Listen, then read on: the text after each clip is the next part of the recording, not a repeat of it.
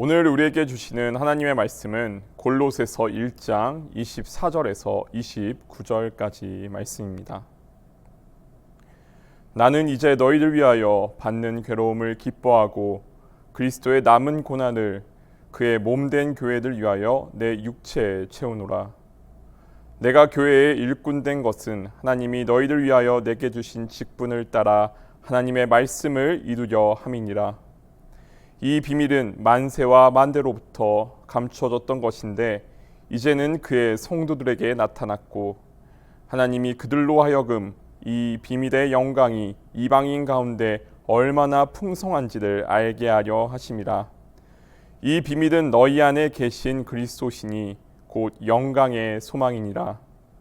우리가 그를 전파하여 각 사람을 권하고 모든 지혜로 각 사람을 가르침은 각 사람을 그리스도 안에서 완전한 자로 세우려 함이니 이를 위하여 나도 내 속에서 능력으로 역사하시는 이의 역사를 따라 힘을 다하여 수고하노라. 아멘. 오늘 말씀의 제목은 비상구와 자기 비움의 케노시스입니다. 오늘 우리가 함께 나눈 골로새서는 바울이 골로새 교회 주변에 발생한 거짓 교사들의 가르침과 이단에 대해 그리스도인들이 올바른 믿음을 가질 수 있도록 서신의 형태로 보낸 말씀입니다.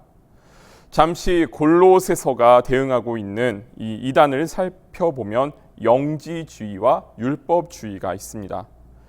영지주의는 말 그대로 영적인 지식, 오늘 본문에서 비밀이라고 부르는 것을 매우 강조한 형태의 이단이었습니다. 이들은 영은 좋은 것이고 물질과 육체는 악한 것이라는 성과 악의 이분법적인 대립을 이용해 구원이 마치 어떤 특별한 지식을 통해서만 주어질 수 있다는 잘못된 가르침을 주장했습니다. 거짓 교사들은 이 주장을 뒷받침하기 위해 유대인들의 율법을 이방 그리스도인들에게 강요했고 천사 숭배, 그리스 철학의 금욕주의를 표방하여 예수 그리스도를 통해 세상에 선포된 완전하고 유일무이한 십자가의 부활 신앙을 왜곡시키려 했습니다. 이에 바울은 오늘 본문에 나타난 대로 이제 예수 그리스도를 통해 감추어진 비밀은 없으니 곧 예수 그리스도 안에 나타난 영광이 우리의 소망이며 그리스도 안에 각 사람이 완전한 자로 세워진다는 것을 재차 강조합니다. 그런데 여기에는 한 가지 반전이 있습니다. 바울의 이 모든 가르침과 설교는 바울이 감옥에 갇혀 있는 상태에서 이루어졌다는 겁니다. 이 상황을 짐작할 수 있는 부분이 오늘 본문 25절에 괴로움을 기뻐하고 그리스도의 남은 고난을 그의 몸된 교회를 위하여 내 육체에 채운다라는 표현에 나타납니다. 또 골로새서 4장 8절에 바울 자신이 친필로 문안하니 내가 갇혀 있음을 기억하고 그 상황이 여러분에게 은혜가 되기를 바란다는 인사를 통해 구체적으로 표현되어 있습니다.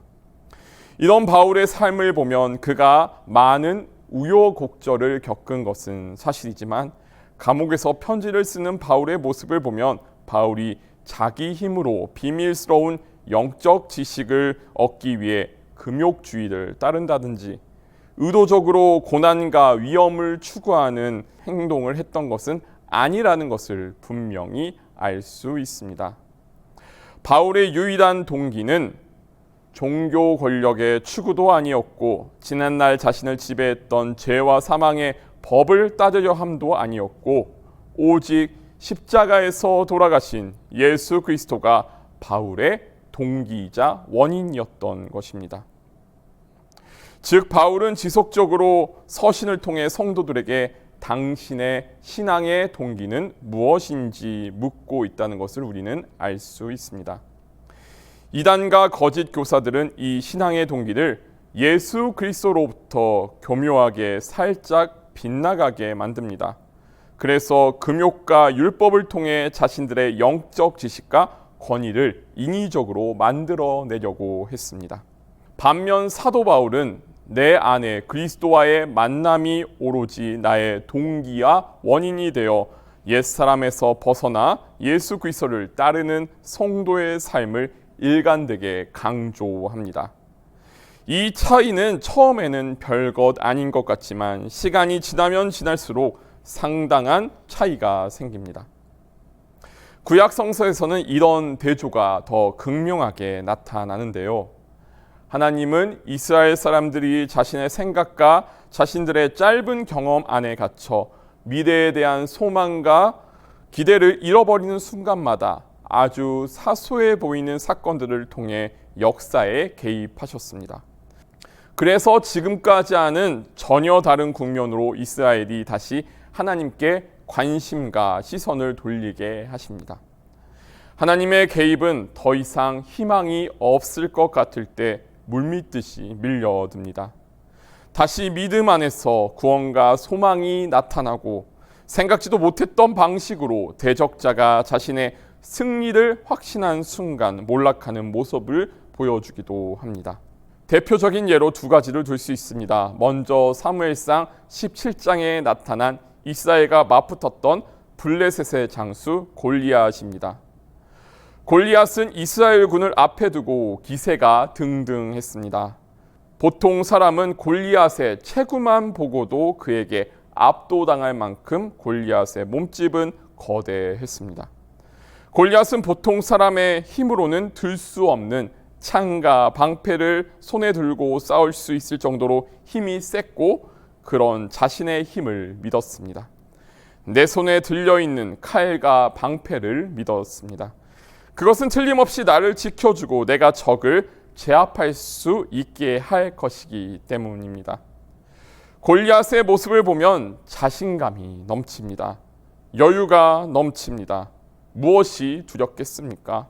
내 힘으로 내 능력으로 휘두르고 사용할 수 있는 칼과 방패가 내 손안에 주어져 있기 때문입니다. 그런데 느닷없이 골리앗 앞에 한 어린 소년이 나타납니다.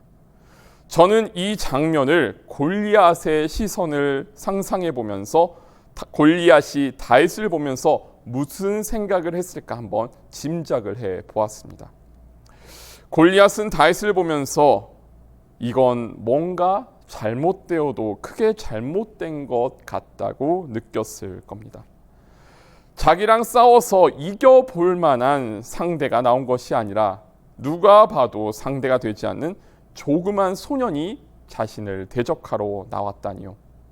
골리앗은 다윗을 본 순간 마음속 깊은 곳에는 지금 뭔가 잘못된 것 같다는 생각을 했을 것입니다.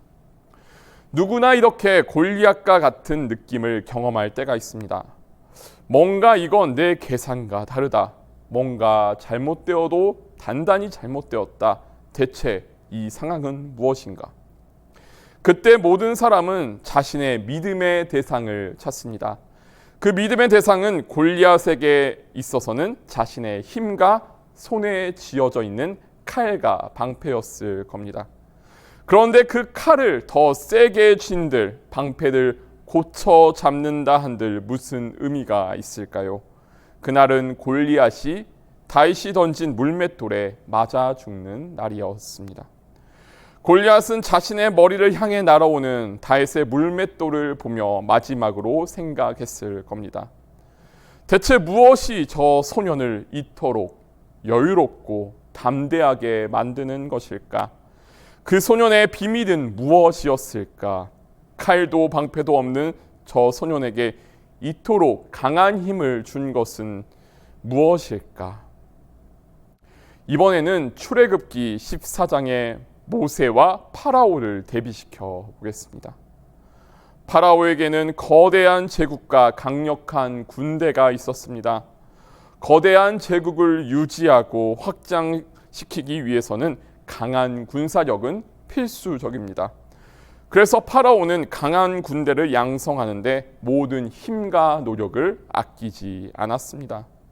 그뿐이겠습니까? 파라오의 말이 곧 제국의 법이었고 파라오가 된다고 하면 되고 안 된다고 하면 안 되는 세상의 중심에 파라오 자신이 서 있었습니다. 그런 절대 권력자 앞에 한 늙은이가 나타나 대뜸 이스라엘 민족을 이집트에서 데리고 나가겠다고 합니다. 바로 모세였습니다. 파라오는 모세를 보면서 당황했을 겁니다. 대체 내가 뭔데 감히 나 파라오에게 아무 힘도 없는 저 늙은이가 먼저 요구를 한다고? 그런데 무엇이 모세를 이토록 담대하고 당당하게 만드는 것일까? 모세는 그동안 무슨 일을 겪었던 것일까? 무엇이 모세에게 이토록 강한 확신과 믿음을 주는지 파라오는 궁금했지만 알 수가 없었습니다. 파라오는 몰랐지만 모세가 알고 있었던 것, 바로 하나님을 경외하는 마음이었습니다. 파라오는 출애굽기에서 단 한 번이라도 모세를 이겨보려고 모세를 굴복시키기 위해 자신의 온갖 수단과 방법을 동원합니다. 마술사들을 불러왔고 재앙 앞에서도 무작정 버텼고 마지막 수단으로는 자신이 가진 군사력까지 총동원했습니다. 그런데 아무리 최고의 장군들을 내보낸다고 한들, 전차를 끌며 달리는 말에 채찍질을 가한다고 한들, 그날은 파라오의 군대가 모두 수장되고 하나님 앞에서 파라오의 힘이 아무것도 아니라는 사실을 받아들여야만 하는 날이었습니다. 파라오는 순식간에 수장되어 버린 자신의 군대를 보면서 대체 지금 자신이 무슨 일을 한 건지 뒤늦은 후회를 했을지도 모릅니다. 이렇게 구약 시대에만 해도 누구나 하나님의 이름을 알 수 없었습니다. 그래서 이방인들은 어떻게 어린 소년 다윗이 그렇게 용기 있게 골리앗 앞에 나올 수 있었던 건지, 대체 모세는 어떻게 파라오 앞에 그렇게 당당하게 설 수 있었던 것인지, 그 사람들에게는 뭔가 엄청난 비밀이 감추어져 있다고 느꼈을지 모릅니다. 하나님은 이렇게 이스라엘을 택하시어 철저하게 다윗과 모세와 같은 신앙인들과 하나님을 알지 못하는 이방인들이 얼마나 다른 가치관과 동기를 가지고 상반된 삶을 살게 되는지를 구약시대 이스라엘 역사를 통해 보여주셨습니다. 그리고 이제 그 비밀이 예수 그리스도를 통해 풀리고 온 세상에 알려집니다. 모세는 바로 하나님을 믿는 사람이었구나. 다윗은 하나님을 의지하는 사람이었구나. 이 비밀이 세상 만방에 선포됩니다. 하나님의 주권이 온 세상에 계시됩니다. 우리 인생의 정답이 공개된 순간입니다. 예수 그리스도 안에서 새로운 삶이 시작된 순간입니다. 예수 그리스도가 부활하셨다는 소식은 더 이상 하나님이 이스라엘 민족만의 비밀이 아니라 온 인류의 하나님이심을 온 세상에 알리는 기쁜 소식이었습니다. 그런 점에서 십자가와 부활은 감추어지고 다른 사람들 몰래 일어난 사건이 아니라 누구나 그 십자가에 달린 분을 볼 수 있도록 오히려 십자가는 들어 올려진 공개된 사건이었습니다. 이제 십자가에 달리시고 부활하신 예수 그리스도를 믿는 이들은 하나님이 다윗을 도우시듯 모세를 도우시듯 성령을 통해 예수 그리스도와 연합한 성도들을 도와주신다는 믿음을 갖게 됩니다. 그렇게 예수 그리스도의 이름을 아는 것 자체가 참으로 가슴 떨리는 일이고 우리에게 주어진 말로 형용할 수 없는 큰 축복이라는 사실을 느낍니다.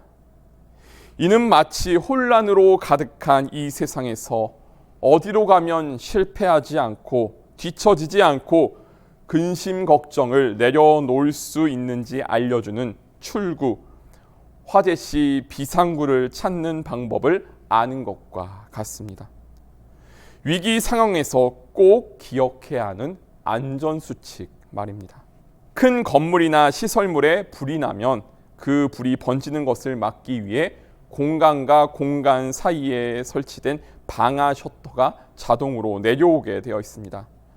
방아 셔터가 내려와서 불이 난 공간이 격리되고 산소가 공급되지 않아서 더 이상 불이 번지는 것을 막고 화재 시 사람이 연기에 질식되는 것을 막는 역할을 하는 것이 바로 이 방아 셔터입니다.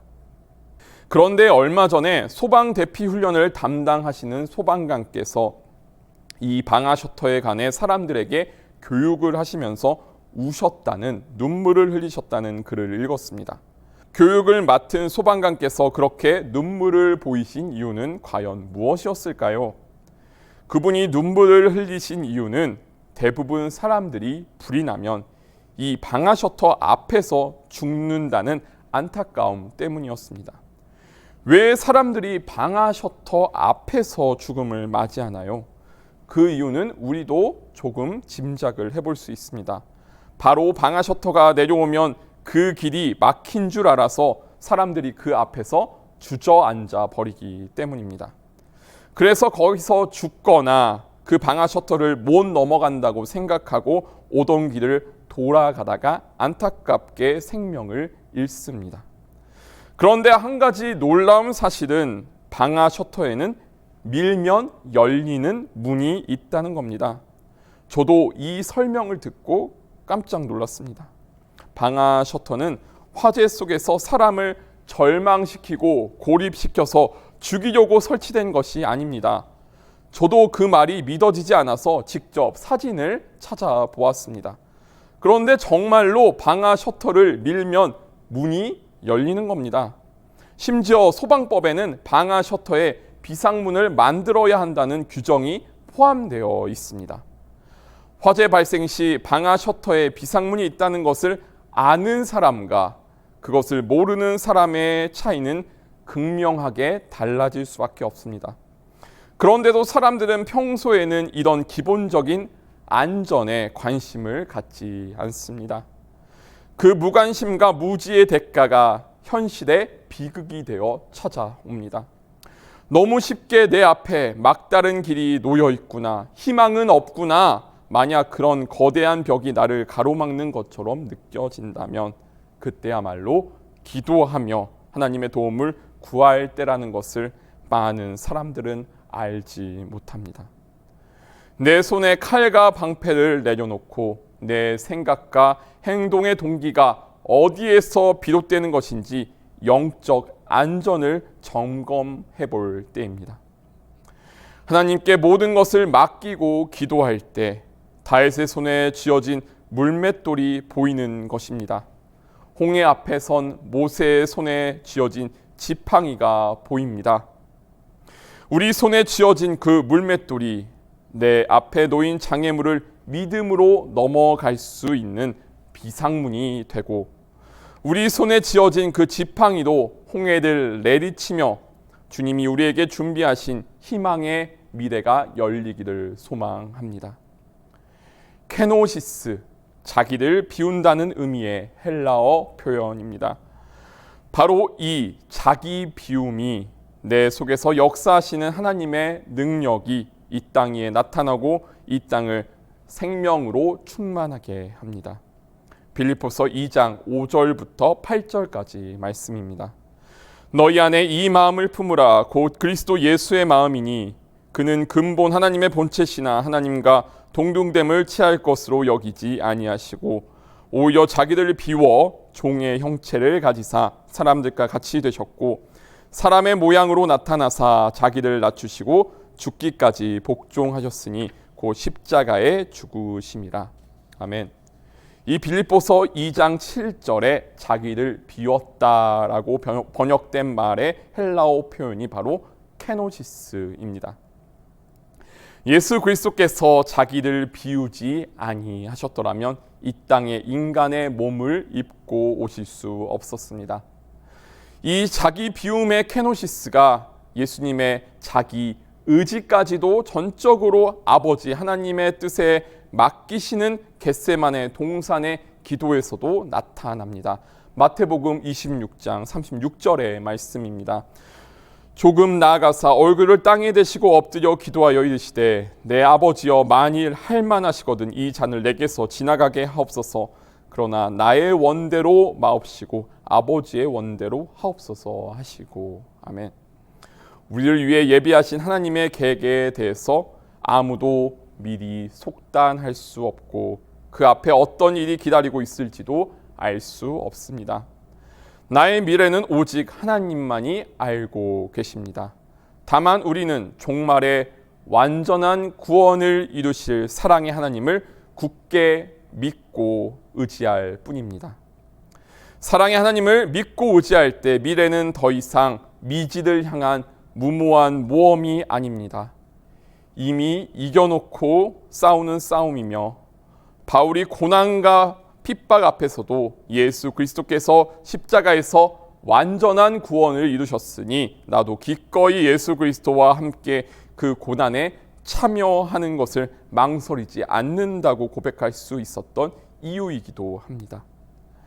신앙은 세상의 고통을 모른 척하지 않습니다. 예수님이 먼저 그 본을 보여주셨습니다. 고통의 한가운데 사람들과 더불어 살아가며 하나님의 말씀과 성령님의 인도하심에 세심하게 반응하며 사는 것이 신앙인의 삶입니다. 신앙은 나에게 닥친 변화를 알아차리지 못하고 내 방패와 칼만을 믿고 움켜쥐고 있다가 골리앗처럼 머리에 돌을 맞는 것이 아닙니다. 오히려 나를 비우고 온전히 주님께서 나를 통해 일하실 수 있도록 내 안에 나는 죽고 성령을 통해 내 안에 예수 그리스도가 살아나는 자기 비움의 과정입니다. 그 믿음이 나와 하나님 사이에 막힌 담을 허물고 구원을 향해 우리를 나아가게 합니다. 우리가 각자의 자리에서 나에게 맡겨주신 직분에 따라 연약한 나를 완전한 자로 세우시는 사랑이 풍성하신 주님의 능력에 의지하여 오늘 하루도 이 땅에 하나님의 뜻을 이루어가는 복된 하루가 되시기를 소망합니다.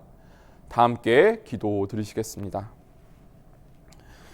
사랑의 하나님 감사합니다. 오늘 골로새서의 말씀을 통해 감옥에 갇힌 바울에게 더 큰 은혜가 임하고 오히려 감옥에 갇힌 바울이 감옥 밖에 골로새 교회를 위해 서신을 쓰고 그들을 위해 중보했던 은혜를 알게 하시니 감사합니다. 그리스도인은 이 세상이 알지 못하는 비밀을 알고 있는 사람들입니다.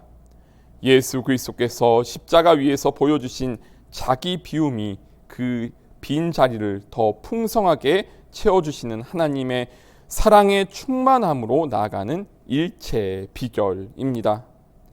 이 진리에 모든 사람이 다가설 수 있는 길이 예수 그리스도를 통해 열렸습니다.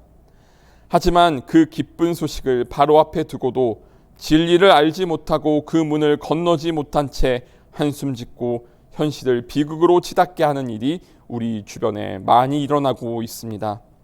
이들을 불쌍히 여기시고 우리에게 긍휼을 허락하시어 온 세상이 주님을 알고 주님께 돌아올 수 있도록 우리를 사용하여 주시고 나를 보내주소서. 이 모든 말씀 우리를 구원하신 우리 주 예수 그리스도의 이름으로 기도합니다. 아멘.